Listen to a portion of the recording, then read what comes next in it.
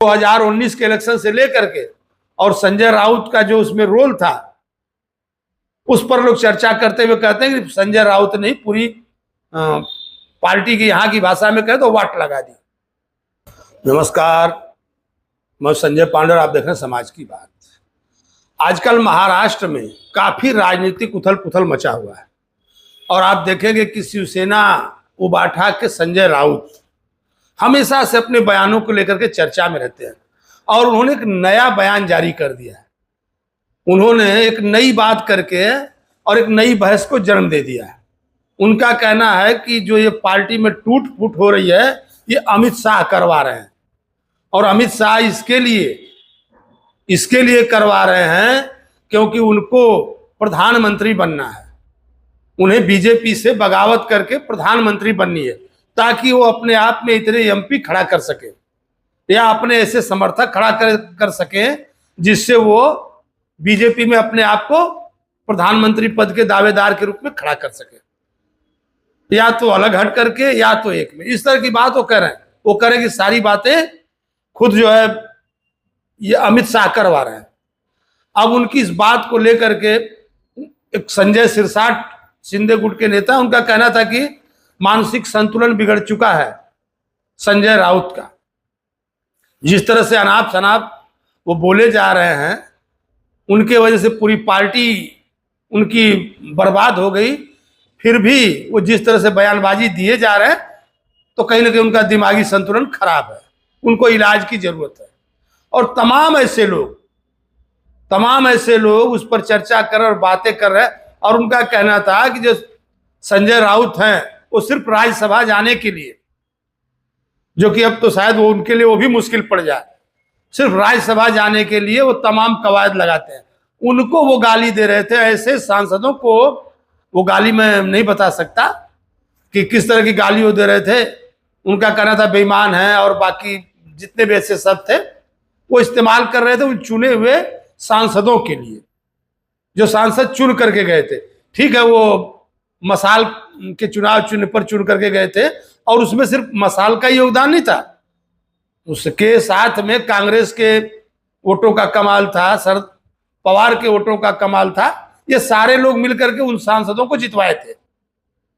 उन सांसदों में से भी एक सांसद का कहना था कि नहीं, हम तो 18 तारीख तक इंतजार कर रहे थे, लेकिन जब संजय राउत की गाली आई तो हमसे बर्दाश्त नहीं हुआ और हमने कहा अब हम सत्ता के साथ चले जाते हैं क्योंकि यहाँ कोई मतलब नहीं। तमाम लोग शिकायत कर रहे थे। तो संजय राउत पर उनका कहना था कि संजय राउत एक इलेक्शन लड़के दिखा दें। मुंबई में रहते हैं, वो एक एमपी या एमएलए कहीं से भी संजय राउत जीत करके दिखा दें। उनकी रत्ती भर भी औकात नहीं है कि वो इलेक्शन लड़ ले।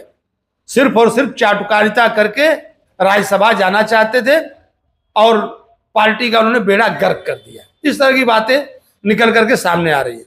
और आपने देखा होगा किस तरह से एकनाथ शिंदे ने उस दिन कहा कि अभी तो यह ट्रेलर है, पिक्चर अभी बाकी है। तो क्या उनके एमएलए भी टूटने वाले हैं? इस बात की भी चर्चाएं जोरों पर है। और राष्ट्रवादी शरद पवार के एमपी जा रहे हैं क्योंकि देखिए, हमने कहा था कि ये सभी पार्टियां करती हैं, जिनके हाथ में सत्ता होती है सब ऐसा करते हैं। सभी अपने अपने हिसाब से अपनी सरकार को मजबूती देने के लिए इस तरह की बातें करते हैं।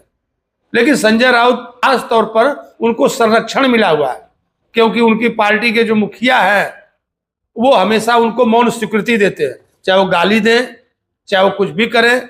जबकि ये भाषा पत्रकार वार्ता के भीतर गाली देना और ये कहना कि इसको काटना मत, इसको फूल चलाना, इस तरह की बातें करना उन चुने हुए सांसदों के लिए, तो कहीं ना कहीं इससे जो मैसेज जाता है वो सही नहीं जाता है। और जो पार्टी के कार्यकर्ता है, जो पार्टी से जुड़े होते हैं, उनको भी लगता है कि यार ये किस व्यक्ति को ले लिए, कहीं ना कहीं वो भी उनसे दूरी बनाता है। और शायद देखा होगा कि आपने कि अमित शाह ने तंज भी किया था कि अब तो एक ही कोई गठ नहीं बचा है महाराष्ट्र के भीतर, सिर्फ एक शिवसेना बची है।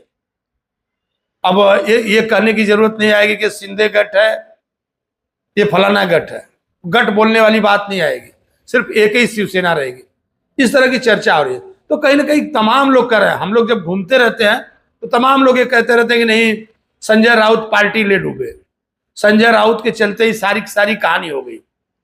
वो 2019 के इलेक्शन से लेकर के और संजय राउत का जो उसमें रोल था उस पर लोग चर्चा करते हुए कहते हैं कि संजय राउत ने पूरी पार्टी की यहां की भाषा में कहे तो वाट लगा दी। और देखिए आगे आगे होता है क्या। महाराष्ट्र में काफी चर्चाओं का बाजार गर्म है, कौन किधर जाता है, कौन क्या करता है। फिर मैं अपने अगले विश्लेषण में आपके साथ होऊंगा, तब तक के लिए धन्यवाद।